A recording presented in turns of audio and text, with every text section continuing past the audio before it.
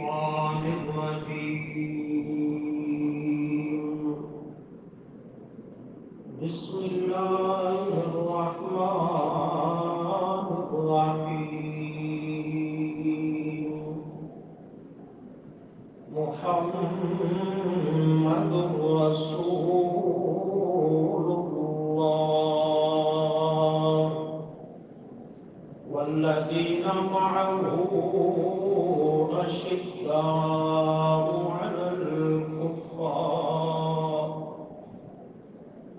أشداء على الكفار رحماء بينهم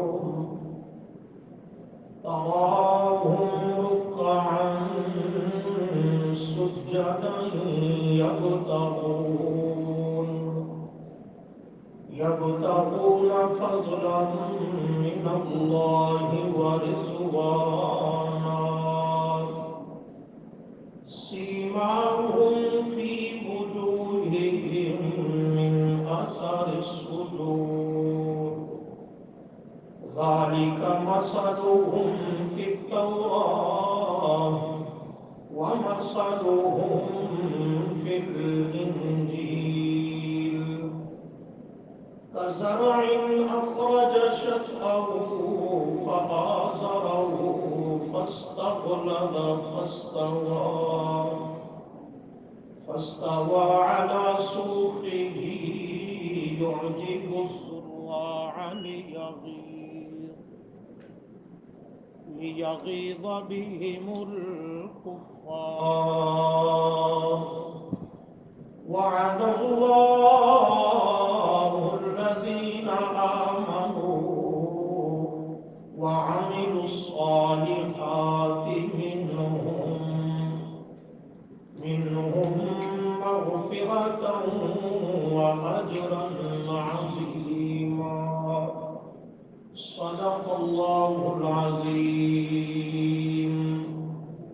اللهم صل على محمد وعلى آل محمد كما صليت على إبراهيم وعلى آل إبراهيم إنك حميد مجيد. اللهم بارك على محمد وعلى آل محمد كما باركت على إبراهيم وعلى آل إبراهيم إنك حميد مجيد.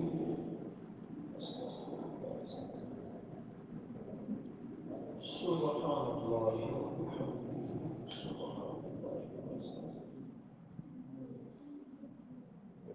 سبحان الله سبحان الله. جیسا کہ آپ دوستوں کو معلوم ہے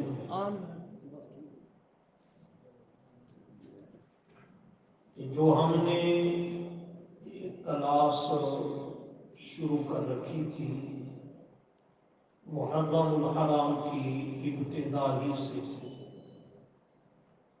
آج اس کلاس اور عنوان کا آخری اور اختتامی سبق ہے.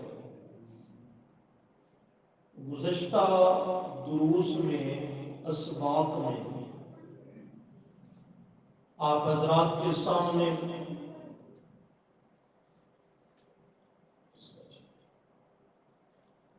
صحابی کی تعریف، صحابہ کرام رضی اللہ عنہم کی اہمیت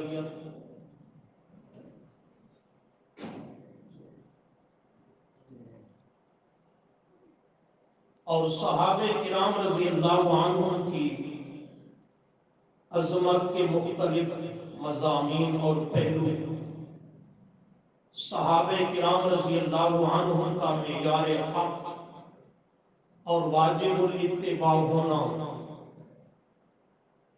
اس طرح کے دیگر کے مضامین اور مقصودی پہلو وہ آپ دوستوں کے گوش گزار کیے جا چکے ہیں. پھر گزشتہ سبق میں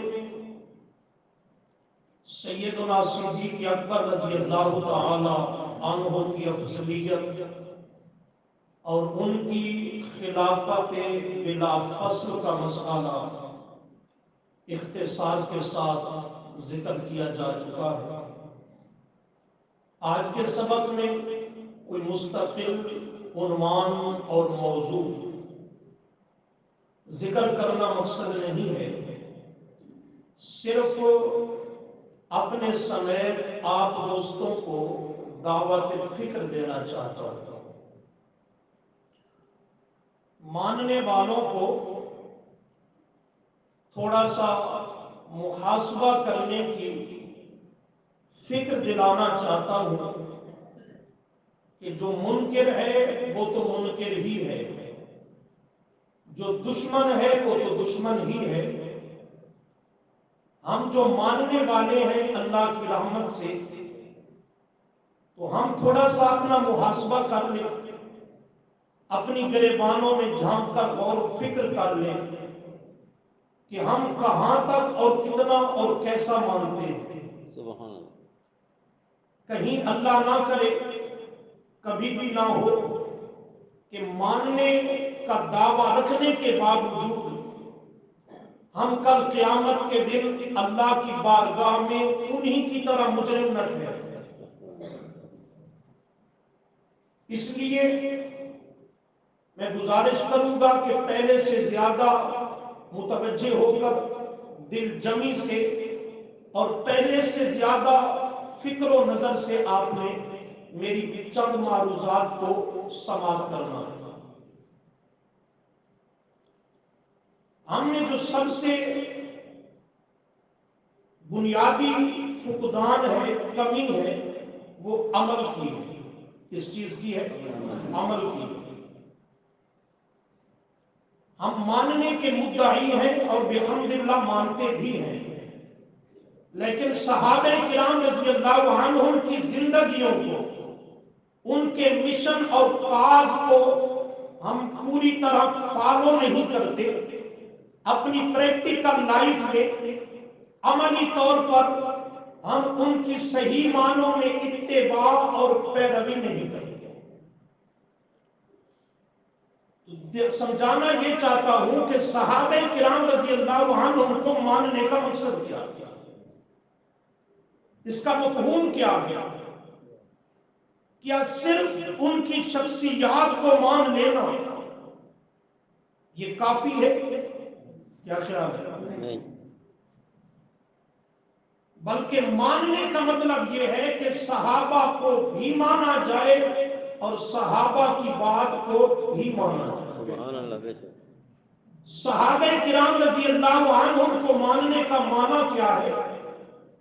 کہ صحابہ کو بھی مانا جائے۔ صحابہ کو ماننے کا معنی انہیں کامل ایماندار، کامل تقوی والا، ان کے اخلاص، للہیت، حقانیت، صداقت، عدالت، صقاحت کو ان کے محفوظ، مغفور اور قطعی جنتی ہونے کو مانا جائے، ان کو معیار حق اور واجب الاتباع تسلیم کیا جائے، اور ان کی عقیدت، تعظیم، ادب، احترام اپنی جانوں سے بڑھ کر دل میں رکھا جائے۔ یہ ہے صحابہ کو ماننا رضی اللہ عنہ اجمعین۔ لیکن یہاں تک اکتفا کرنا یہ ناکافی ہے۔ اتنا مان لیا تو ہم نے صحابہ کو مان لیا۔ اب اگلا حصہ اور مرحلہ یہ ہے کہ صحابہ کو جس طرح ماننا ہے، اسی طرح صحابہ کی بات کو بھی ماننا ہے، ان کے مشن کو بھی ماننا ہے، عقیدہ کو بھی ماننا ہے، ان کی عملی زندگی کو بھی فالو کرنا ہے، ان کی فکر و نظر کو بھی اپنانا ہے، ان کے ہدف اور کاز کو بھی اپنانا ہے۔ یہ ہے صحیح معنوں میں صحابہ کو ماننا رضی اللہ عنہم اجمعین۔ چیزیں دو ہوتی ہیں، ایک ہے شخصیت کو ماننا، ایک ہے اس کے پروگرام اور مشن کو ماننا۔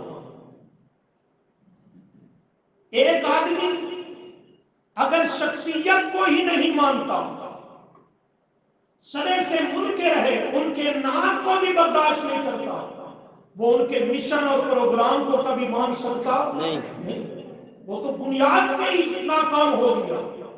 لیکن ایک آدمی ہے کہ جو اپنی ان مقدس ہستیوں کے شخصیت کو اور تقدس کو مانتا ہے لیکن ان کے مشن اور پروگرام کو نہیں مانتا، تو یہ بھی اسی درجے میں ناکام ہے۔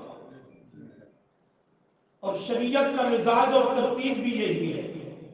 نبی کریم صلی اللہ علیہ وسلم نے سب سے اول اپنے آپ کو منوایا۔ سبحان اللہ۔ سنتے رہتے ہو، صرف اشارہ کر رہا ہوں۔ اپنے آپ کو منوایا، اپنی شخصیت کو۔ فَقَدْ لَبِثْتُ فِيكُمْ عُمُرًا مِّن قَبْلِهِ أَفَلَا تَعْقِلُونَ، سورہ یونس میں آیا۔ اور حدیث میں هَلْ وَجَدْتُمُونِي صَادِقًا أَوْ كَاذِبًا، اپنے آپ کو منوا رہے ہیں۔ میری شخصیت کو تم نے کیسا پایا؟ میرے متعلق تمہارا خیال کیا ہے؟ تو کہنے لگے جربنا لک مرارا ما رأینا فیک الا صدقا، ہم نے صرف آپ کو پایا نہیں، بارہا آزمایا ہے، پر نتیجہ اور رزلٹ یہ ہے کہ جب بھی آپ کو پایا، پرکھا، جانچا اور دیکھا، میرا سچ ہی سچ پایا۔ صلی اللہ علیہ وسلم، آپ نے اپنے آپ کو منوایا۔ جب آپ کی شخصیت تک کے وہ قائل ہو گئے، ہوئے کہ نہیں ہوئے؟ آپ کو صادق مانتے تھے، امین مانتے تھے، آپ کی شخصیت کو ماننے پر پوری طرح وہ اطمینان کا اظہار کرنے لگے، تو اب آپ نے اپنی بات ان کے سامنے رکھی کہ صرف میری ذات کو اور شخصیت کو مان لینا، صادق اور امین تسلیم کر لینا، اپنے معاملات میں مجھے فیصل، جج اور حاکم مان لینا، یہ میرے ماننے کا مکمل مجھے یہ ماننا نہیں ہے۔ اس پہ اکتفا کر لینے سے میرا ماننا نہیں ہوگا، بلکہ آگے میرا یہ مشن ہے، یہ پروگرام ہے، اس کو بھی تسلیم کرو تو تب میں اللہ کے نبی کو مان رہا ہوں۔ ایھا الناس قولوا لا الہ الا اللہ، اور انہوں نے میرے محبوب کی شخصیت کو مانا ہے کہ نہیں مانا، لیکن مشن کو نہیں مانا، پیغام اور پروگرام کو نہیں مانا۔ تو شخصیت کو فقط مان لینا ان کے کام نہیں آیا۔ یہی دعوت فکر دینا چاہتا ہوں کہ صحابہ کرام رضی اللہ عنہم کو بھی ہم نے مان لیا، اور ان کی بات اور مشن کو بھی مان لیا، لیکن وہ ماننے کے لیے پہلے جاننا ضروری ہے، پھر ماننا ضروری ہے، پھر اپنانا ضروری ہے۔ آپ کی توجہ، بجلی آ جائے گی انشاءاللہ، تھوڑا سا آپ توجہ رکھیں۔ پہلے جاننا ضروری ہے کہ صحابہ کرام رضی اللہ عنہم ان کا مزاج کیسا تھا، ان کا مشن کیا تھا اور ان کا پروگرام کیا تھا، تاکہ ہم جان کر پھر اس کو اپنانے کی کوشش کریں۔ جاننا چاہیے کہ نہیں جاننا چاہیے؟ مختصر سی بات ہوگی انشاءاللہ۔ ذرا دیکھیے سبق کی آیت، فرمایا محمد رسول اللہ، یہ دعویٰ ہے اور اس پر بات آپ سن چکے ہیں تفصیلاً۔ محمد صلی اللہ علیہ وسلم اللہ کے رسول ہیں، یہ دعویٰ رسالت ہے۔ دلیل کیا ہے؟ فرمایا والذین معہ،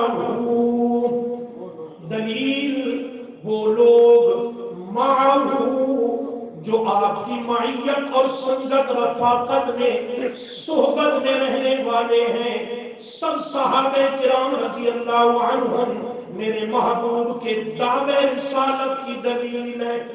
دعوے رسالت کی ذرا بولیے گا، دعوے رسالت کی دلیل ہے، اس پر بات ہو چکی ہے۔ کون صحابہ؟ ان کا تعارف قرآن کرواتا ہے تاکہ ہم بھی اس آئینے میں اپنے آپ کو جانچیں، پھر اس سانچے میں اپنے آپ کو ڈالیں۔ کون صحابہ؟ پہلی صفت آ رہی ہے صحابہ کرام رضی اللہ عنہم کی، غور کرنا، فرمایا اشداء علی الکفار، اشداء پڑھیے گا ذرا، اشداء علی الکفار، اشداء جمع شدید کی ہے، شدید کا معنی سخت مضبوط، شدید کا معنی طاقتور، اسی کی جمع ہے اشداء علی الکفار۔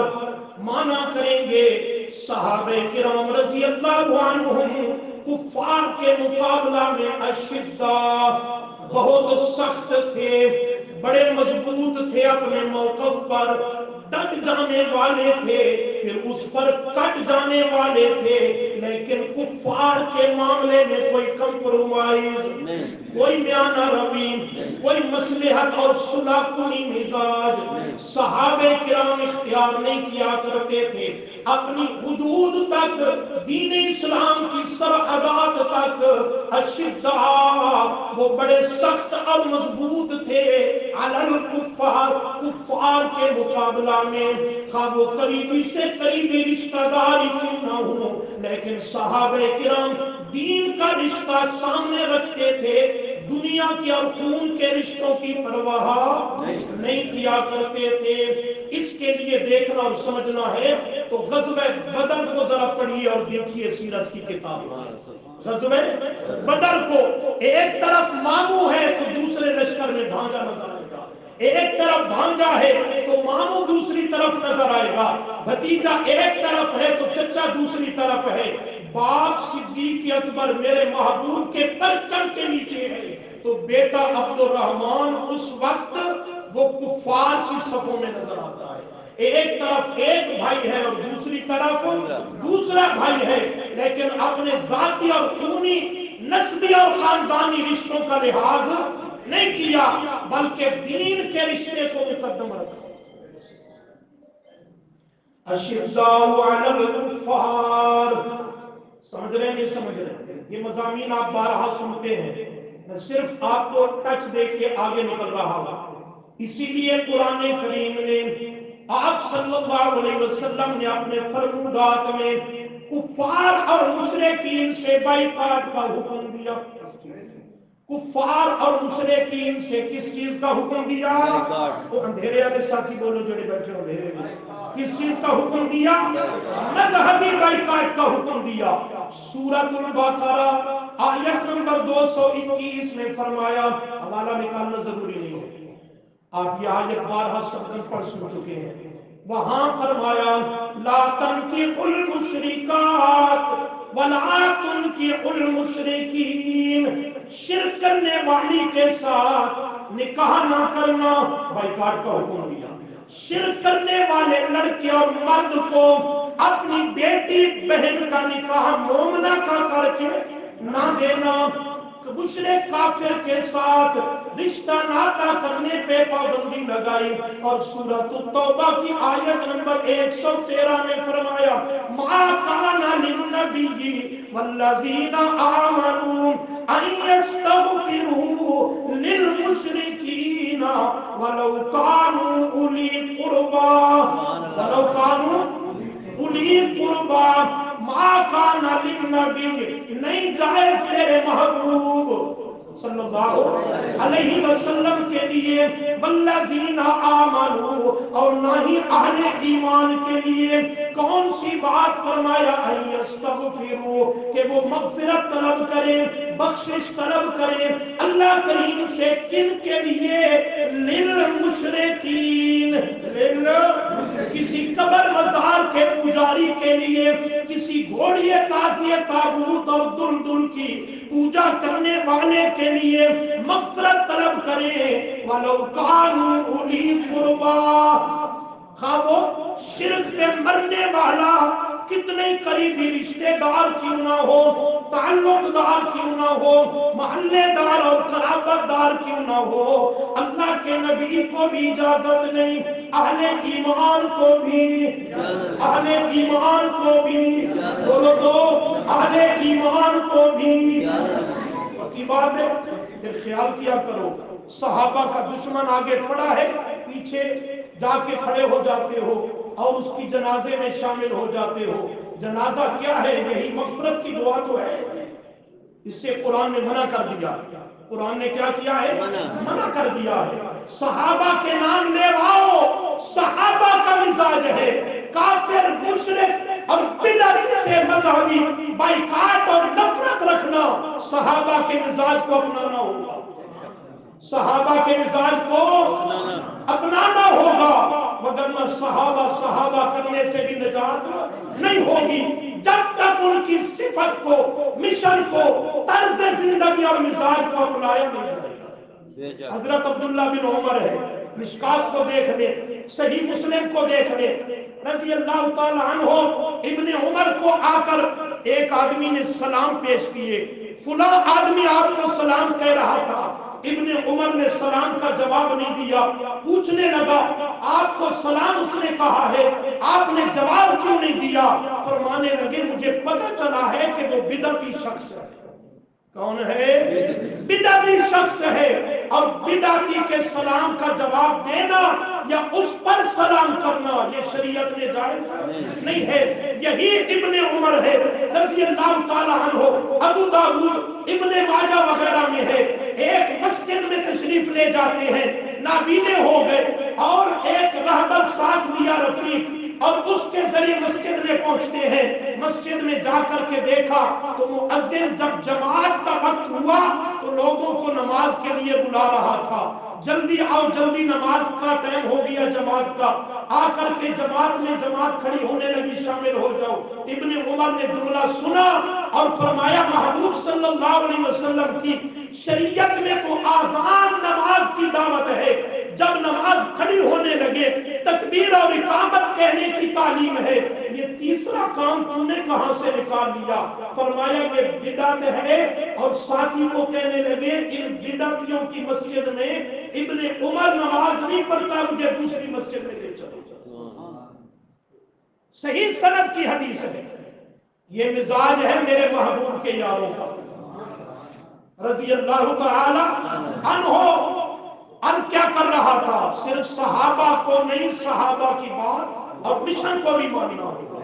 خیر آئیے، اشداء علی الکفار، دوسری صفت آنے لگی ہے، رحماء بینہم، رحماء بینہم، رحماء جمع رحیم کی ہے، رحماء بینہم یہ تو دشمن کے ساتھ ان کا معاملہ ہے، اشداء سختی اور شدت کا، لیکن آپس میں صحابہ کرام رضی اللہ عنہم اہل ایمان اور اہل اسلام رحماء بینہم آپس میں رحم و دل ہے، آپس میں نرم دل ہے، آپس میں شیر و شکر ہے، آپس میں ایک دوسرے کے ساتھ رحم دلی کا معاملہ کرنے والے ہیں۔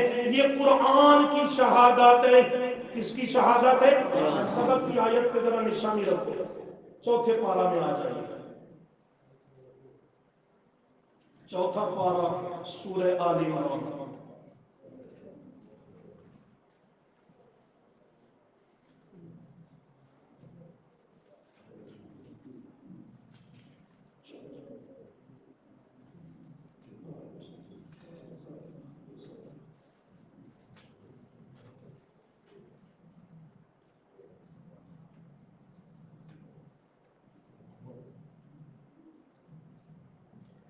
تیسرا چوتھا پارہ سورہ آل عمران اور آیت کا نمبر صفحہ نمبر ہے 99، صفحہ نمبر 99۔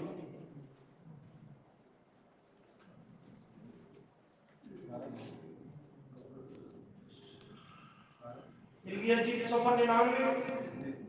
آیت لمبی اور تفصیل طلب ہے لیکن مقصودی حصہ اور مقام دیکھیں، صفحے کے شروع سے تیسری سطر دیکھیں، آیت نمبر 103، صفحے کے شروع سے تیسری سطر، وَاذْكُرُوا نِعْمَةَ اللَّهِ عَلَيْكُمْ۔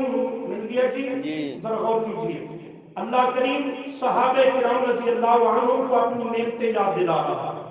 وَاذْكُرُوا اور یاد کرو نعمت اللہ، اللہ کی نعمت کو، علیکم جو تم پر کی ہے، وہ کون سی نعمت؟ فرمایا اذ جب کنتم تھے تم اعداء دشمن اعداء دشمن وہ اسلام لانے سے پہلے زمانے جاہلیت میں تمہاری ایک دوسرے سے دشمنی اور عداوت ہوتی تھی، ایک دوسرے سے تمہاری قتل و غارت ہوتی تھی۔ زمانے جاہلیت میں چھوٹی چھوٹی باتوں پہ لڑ پڑتے تھے، جھگڑے اور خون ریزیاں ہو جاتی تھی۔ پھر تم آئے اسلام کے دامن میں، توجہ، سبحان اللہ میرے محبوب صلی اللہ علیہ وسلم کے قدموں میں آئے، آپ کی طاعت و غلامی میں آئے، نتیجہ کیا نکلا؟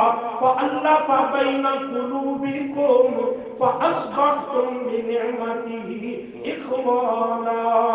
فَأَلَّفَ، پس اللہ کریم نے الفت ڈال دی، سبحان کیا ڈال دیا؟ اللہ الفت الفت ڈال دی، بین قلوبکم، تمہارے دلوں میں، دلوں کے درمیان یعنی تمہارے دلوں میں، تو نتیجہ کیا نکلا؟ فَأَصْبَحْتُمْ بِنِعْمَتِهِ، پس تم ہو گئے اللہ کی مہربانی اور لطف و کرم سے آپس میں اخوانا، بھائی بھائی، سبحان اللہ آپس میں کیا ہو گئے؟ بھائی بھائی بھائی بھائی ہو گئے۔ بھائی بھائی کیسے؟ ایک دوسرے کے ساتھ اخلاقیات، معاملات، رہن سہن، اٹھنا بیٹھنا، یہ تمہارا یوں نظر آنے لگا کہ تیسرا آدمی دیکھنے والا یہ خیال کرتا ان کا آپس میں ایسا معاملہ ہے جیسے سگے بھائیوں کا آپس میں ہوتا ہے، آپس میں تم بھائی بھائی بن گئے۔ سبحان اللہ۔ اس کی نظیر اور مثال دیکھنا چاہتے ہو تو مہاجرین و انصار کا وہ بھائی چارہ اور اخوت کو دیکھو۔ جب یہ ہجرت کر کے مدینہ منورہ پہنچے تو انصار مدینہ نے کس قدر بھائی ہونے کا ثبوت دیا۔ سبحان اللہ سبحان اللہ۔ زمینیں جائیدادیں بانٹ کر کے دے دی جیسے سگے بھائیوں کو دی جاتی۔ سبحان اللہ اپنے گھر مکان وہ آدھے آدھے تقسیم کر کے دے دیے، انتہا کر دی اخوت اور بھائی چارے کی، مثال قائم کر دی۔ تو فرمایا فَأَصْبَحْتُمْ بِنِعْمَتِهِ إِخْوَانًا، تم آپس میں کیا ہو گئے؟ بھائی بھائی آپس میں کیا ہو گئے؟ بھائی۔ بھائی بھائی ہو گئے، سب صحابہ کرام رضی اللہ عنہم، لیکن اخوت کا تعلق ظاہری سے ہے۔ اخوت کا تعلق کس سے ہے؟ ظاہر سے۔ ظاہر میں اخلاقیات، معاملات، تجارت، رہن سہن، خوشی غمی، ایک دوسرے کے ساتھ معاملہ ان کا اتنا پاکیزہ، ستھرا اور مقدس ہو گیا کہ آپس میں کیا نظر آنے لگے؟ بھائی بھائی نظر آنے لگے۔ اللہ فرماتے ہیں ان کے درمیان میں نفرتیں نہیں تھی، بغض نہیں تھا، عداوت نہیں تھی، وہ تو آپس میں بھائی بھائی تھا۔ سبحان اللہ۔ یہ ظاہر کو ذکر کیا اور ظاہر کو بیان کیا۔ اب آئیے ذرا باطن کا حال قرآن ذکر کرتا ہے، 10واں پارہ، توجہ رکھیں اور خاموشی سے بیٹھیں، آپ کی آواز میرے تک نہیں آنی چاہیے۔ 10واں پارہ سورہ انفال،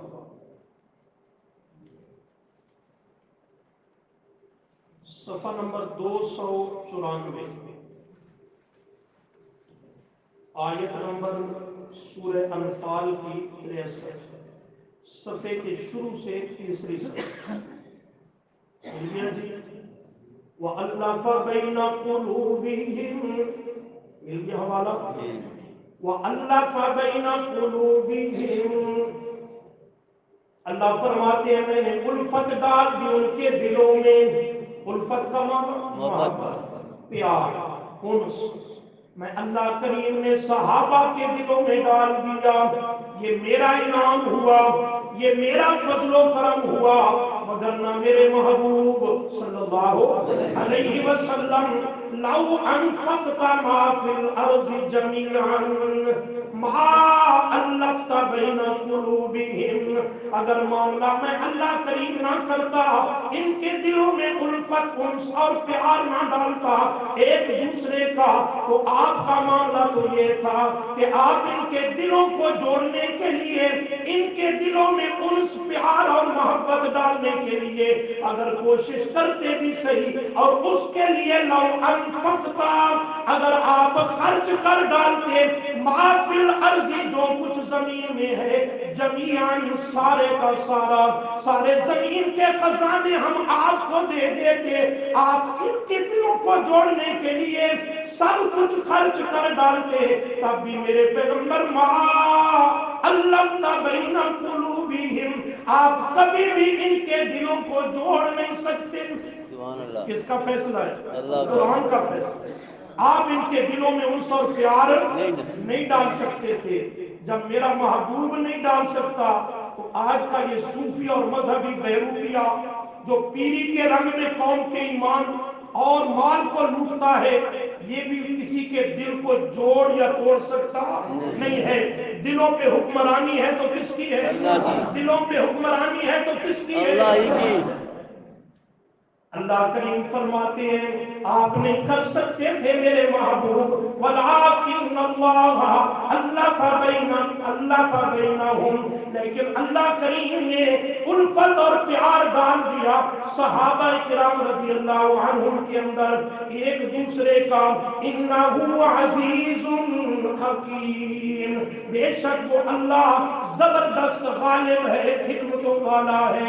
उल्फत का ताल्लुक बातिन से है, उखुवत का ताल्लुक जाहिर से है, और उल्फत उन्स प्यार मोहब्बत इसका ताल्लुक किससे है?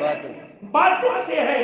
अल्लाह फरमाते हैं जाहिर में वो भाइयों की तरह थे और उनके दिलों को देखे तो सब सहाबा का एक दिल गोया नजर आता था। सुभान अल्लाह। एक दिल नजर आता था। अब जो सबक की आयत है उसमें इस उल्फत से तरक्की करके फरमाया। क्या करके? तरक्की करके फरमाया रोहमा बैनहुम, ये उल्फत से बढ़कर रहम दिली इसका आला और अगला दर्जा है। फरमाया सिर्फ प्यार नहीं था, एक दूसरे के साथ हमदर्दी, रहम दिली, गमखारी का मामला था। अब आइए जरा 28वें पारे को देखें, इससे भी अगला मरहला कुरान जिक्र करता है। सूरतुल हश्र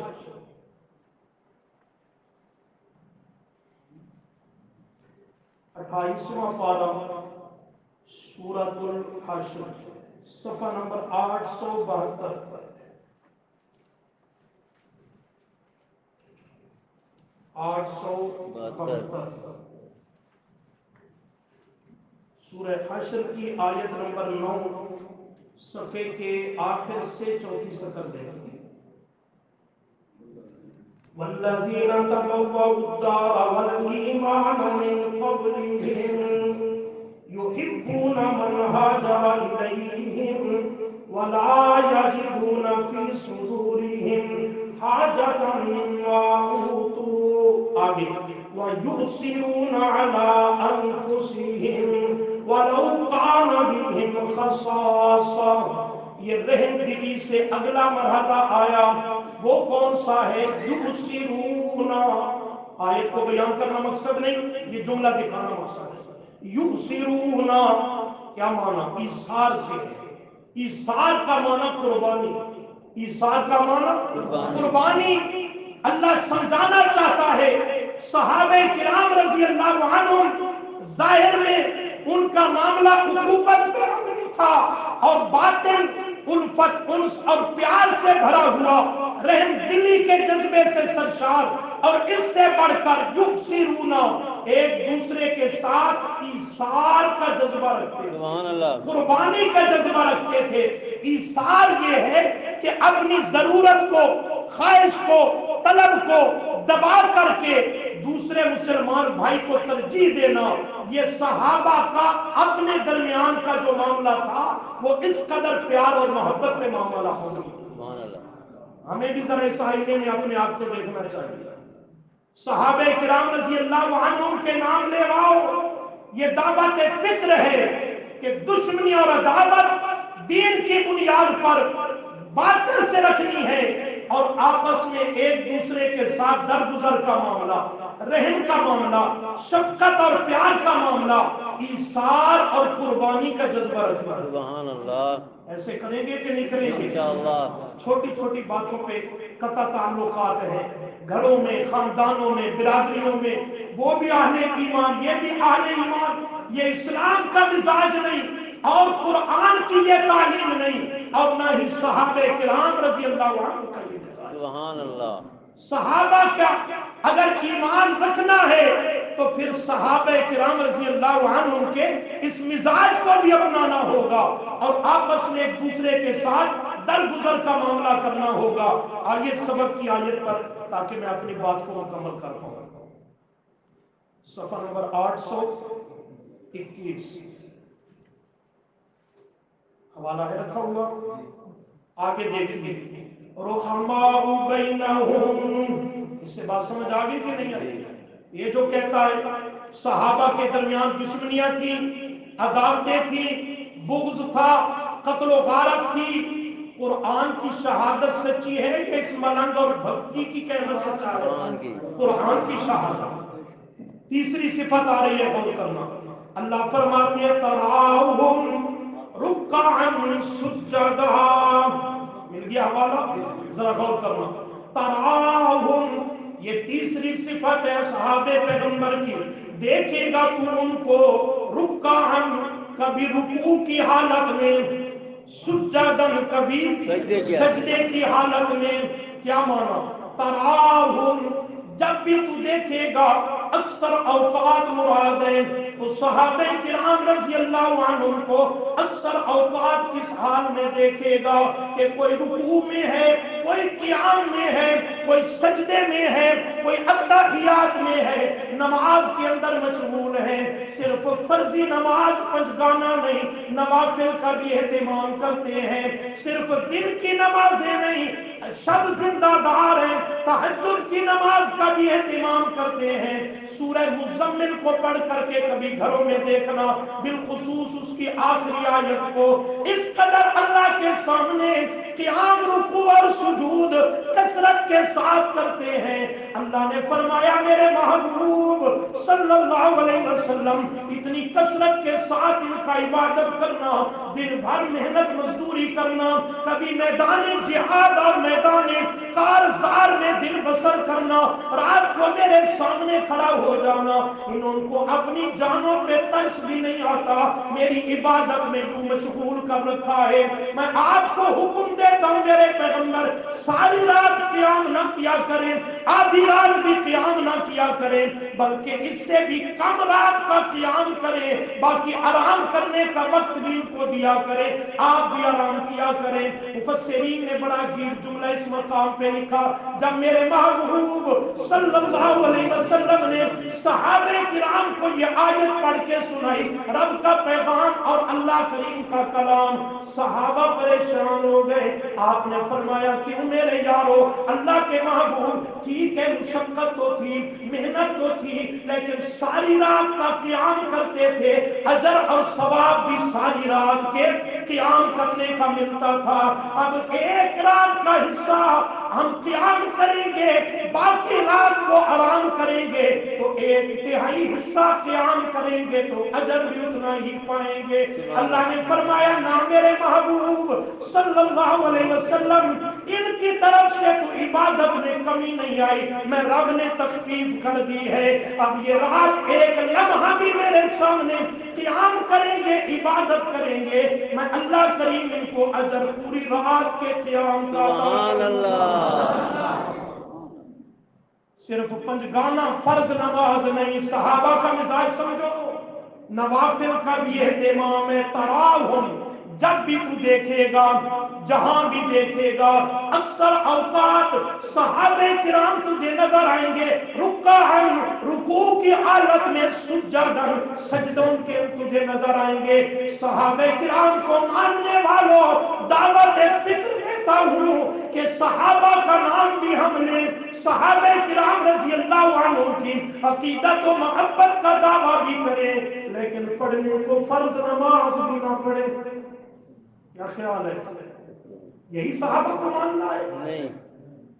یہی مفہوم ہے صحابہ کو ماننے کا؟ نہیں میرے دوست. صحابہ کرام رضی اللہ عنہ کو مان اور مخلص ہو کر کے مان. یہ عملی طور پر صحابہ کرام کی زندگی کو اپنانا ہوگا، تب کل قیامت کے دن میرا رب صحابہ کے قدموں میں ہمیں جگہ دے. سبحان اللہ. فرض نماز میں کمی اور سستی نہیں. صرف درسوں والے دن نہیں، دروس قرآن کا سلسلہ انشاءاللہ چلتا رہے گا، لیکن یہ مطلب نہیں ہے کہ جس دن درس ہو تو اس دن نماز کا اہتمام بھی ہو، درس نہ ہو تو نماز کی بھی چھٹی نہیں میرا دوست۔ درس ہو یا نہ ہو، نماز بہر صورت فرض عین ہے، بے شک نماز بہر صورت فرض فرض عین ہے، نماز میں کمی اور سستی نہیں آنی چاہیے۔ یہی نماز تو ہے ہمارے پاس عملی زندگی میں، یہی نماز تو ہے ہمارے پاس۔ اور کیا ہے، روزے ہیں تو سال کے بعد ایک مہینہ، ایسی ہے نا، سال کے بعد ایک مہینہ، 11 مہینوں کے بعد وہ آخری مہینہ۔ حج ہے تو وہ بھی صاحب استطاعت پر زندگی میں صرف ایک مرتبہ فرض۔ سبحان اللہ۔ زکوٰۃ ہے تو وہ بھی صاحب نصاب کے ذمہ سال میں صرف ایک مرتبہ 2.5% ادا ہے۔ جہاد کا ویسے ماحول ہی کوئی نہیں رہا، بچ گئی پیچھے کیا چیز ہے؟ نماز، صرف نماز، جو دن میں 5 ڈھیلے ہو گئے ہو، جو دن میں 5 مرتبہ پڑھنے کا حکم ہے۔ کیسا ایماندار ہے، کیسا میرے محبوب کے یاروں کو ماننے والا ہے۔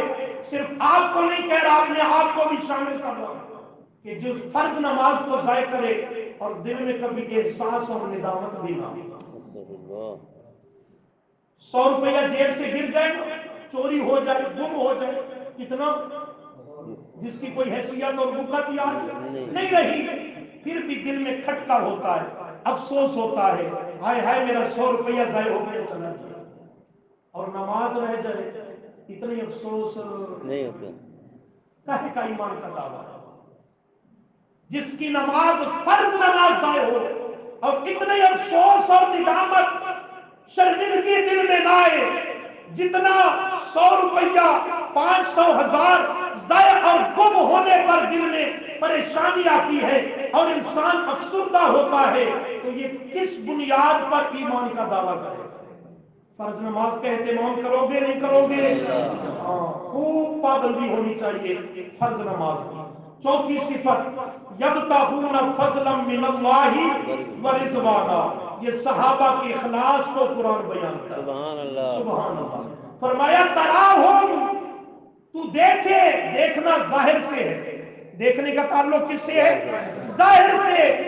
ظاہر تو میرے نبی کے یاروں کا اتنا پاک تھا، اتنا مقدس تھا، نہ اس دور کے کافر کو جرأت ہوئی صحابہ کے ظاہر پہ کام کر سکے، انگلی اٹھا سکے، کیچڑ اچھال سکے، نہ آج کے دشمن کو جرأت ہے صحابہ کرام رضی اللہ عنہم کے ظاہر پہ حملہ کر سکے۔ جس دور کے دشمن نے حملہ کیا، میرے نبی کے یاروں کے باطن پہ حملہ کیا۔ معاذ اللہ مخلص نہیں تھے، مفاد پرست تھے، یہ تھا وہ تھا۔ اللہ کے قرآن کی عظمتوں پہ قربان جاؤں، اللہ نے کیسا دفاع کیا میرے محبوب کی پاک جماعت کا۔ قرآن میرے نبی کے یاروں کا ظاہر کم بیان کرتا ہے، باطن کی گواہی زیادہ ہے۔ سبحان اللہ۔ دیکھا، ظاہر کو بیان کیا، تراہم رکعا سجدا، اب آگے باطن کو بیان کیا۔ یہ عبادت سے مقصود یبتغون فضلا من اللہ ورضوانا، وہ تلاش کرتے اور طلب کرتے ہیں اللہ کا فضل اور اس کی رضامندی۔ یہ 4 صفتیں آئیں، کتنی صفتیں؟ آخری جملہ سنیے گا، کتنی صفتیں؟ 4 صفتیں آئیں، تو اللہ نے ان پہ انعام بھی صحابہ کو 4 دیا، سبحان اللہ، رضی اللہ عنہم اجمعین۔ پہلا انعام دیا سیماہم فی وجوہہم من اثر السجود۔ وقت نہیں اس کی تفصیل میں جاؤں، ایک ہی جملے میں سنیے گا۔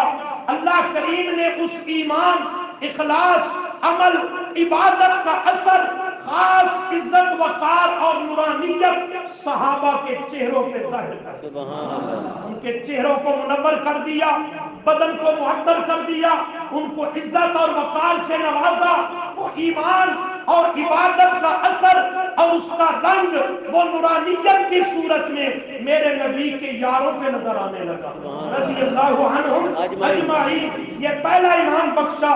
اور دوسرا اللہ فرماتے ہیں ذالک مثلہم فی التوراۃ ومثلہم فی الانجیل، اللہ نے میرے محبوب کے یاروں کے تذکرے ان کے دنیا میں آنے سے پہلے، ایمان بھی لانے سے پہلے، نبی کی اطاعت کرنے سے پہلے، ابھی پیدا نہیں ہوئے کہ اللہ کریم نے میرے نبی کے یاروں کی مدح و تعریف تورات میں بھی ذکر کر دی، انجیل میں بھی بیان۔ سبحان اللہ، سبحان اللہ۔ وہ نام پارہ میں ہے سورہ اعراف میں، الذین یتبعون الرسول النبی الامی الذی یجدونہ مکتوبا عندہم فی التوراۃ والانجیل، وہاں میرے محبوب کا تذکرہ کر کے فرمایا آپ صلی اللہ علیہ وسلم کی شان اور عظمت کو، اوصاف حمیدہ کو میں رب نے تورات میں بھی بیان کیا، انجیل میں بھی بیان کیا، صرف میرے نبی کے نہیں بلکہ نبی کے یاروں کے تذکرے بھی اللہ نے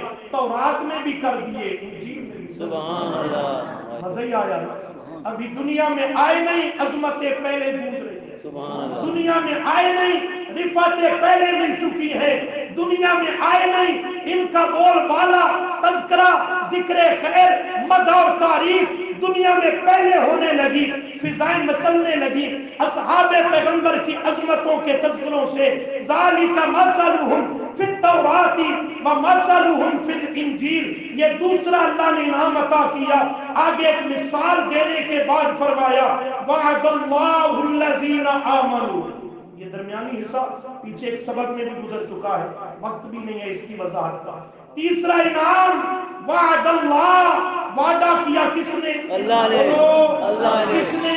اللہ نے، الذین، ان لوگوں سے آمنو، جو ایمان لائے، آمنو ماضی ہے، اس نے سب کو میں جملہ بار بار سمجھایا، الذین آمنو، اللہ نے وعدہ کیا ان لوگوں سے جو ایمان لے آ چکے ہیں، آمنو جو ایمان لے آ چکے ہیں، وعملوا، عاملوں بھی ماضی کا صیغہ ہے، جو عمل صالح کر چکے ہیں۔ میں پوچھنا چاہتا ہوں جب یہ آیت نازل ہوئی اس وقت جو ایمان لے آ چکے تھے، عامل الصالحات، صالح اور نیک عمل کر چکے تھے، وہ کون تھے؟ میرے نبی کے، بولو ذرا پیار سے بولو، کون تھے؟ آواز آنی چاہیے، میرے نبی کے وہ کون تھے؟ صحابہ تھے۔ الذین آمنوا وعملوا الصالحات، اصحاب پیغمبر کا تذکرہ ہے۔ اللہ کیا کہنا چاہتا ہے؟ فرمایا تیسرا انعام دینا چاہتا ہوں، تیسرا انعام دینا چاہتا ہوں۔ یا اللہ وہ کون سا انعام ہے؟ فرمایا منہم مغفرتن، بتلانا اور انعام دینا چاہتا ہوں میرے نبی کے صحابہ مغفرتن، مغفور ہیں، بخشے ہوئے، مغفور ہیں، بخشے ہوئے ہیں۔ اور چوتھا انعام دیا وَأَجْرًا عَظِيمًا، ان کے لیے آخرت میں، جنت میں اجرن عظیمہ، بہت بڑا اجر اللہ نے تیار کر رکھا ہے۔ یہاں پہ ایک جملہ کہنا ضروری سمجھتا ہوں، منہم سے بعض بدباطن قسم کے لوگوں کو دھوکہ لگا ہے، وہ اس من کو تبعیضیہ بناتے ہیں اور کہنا یہ چاہتے ہیں سب صحابہ کے لیے مغفرت اور اجر عظیم کا وعدہ نہیں بلکہ منہم، ان میں سے بعض کے لیے وعدہ ہے۔ لیکن یاد رکھیں میرے دوستو، یہ ان کی جہالت ہے، یہ ان کی غلاظت ہے اندر کی، جو اس کا ہیلا اور بہانہ لے کر اگلنا چاہتے ہیں۔ در حقیقت یہ من بعضیہ ہے ہی نہیں، یہ من بیانیہ ہے، جس کا معنی کریں گے یعنی، اس من کا معنی کریں گے یعنی، منہم یعنی ان صحابہ کے لیے وعدہ، کن صحابہ کے لیے؟ وہ جن کا پیچھے تعارف کروایا، الذین آمنوا، جو ایمان بھی لے آ چکے ہیں، وعاملوا الصالحات، عمل صالح بھی کر چکے ہیں، انہی صحابہ کے لیے، جمیع صحابہ کے لیے اللہ نے وعدہ کیا مغفرتن، بخشش کا، مغفرتن میری بخشش کا، وَأَجْرًا عَظِيمًا اور اجر عظیم کا۔ اللہ تعالی ہمیں عمل کی توفیق عطا فرمائے۔ آپ اسی ذوق سے